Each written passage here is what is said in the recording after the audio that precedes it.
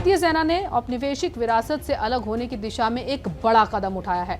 कोलकाता स्थित सेना की पूर्वी कमान के मुख्यालय फोर्ट विलियम का नाम बदलकर विजय दुर्ग कर दिया गया है। आइए जानते हैं कि फोर्ट विलियम का इतिहास क्या है, इसका नाम आखिरकार क्यों बदला गया और इसकी क्या खासियत है। ये फैसला भारतीय इतिहास और राष्ट्रवाद के प्रतीक छत्रपति शिवाजी महाराज को श्रद्धांजलि के रूप में लिया गया है।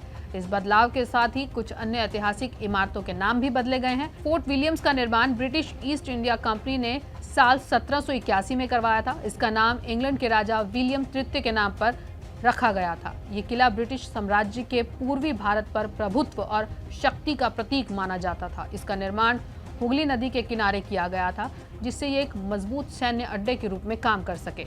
ब्रिटिश शासन के दौरान फोर्ट विलियम्स का उपयोग सैन्य केंद्र के रूप में किया जाता था।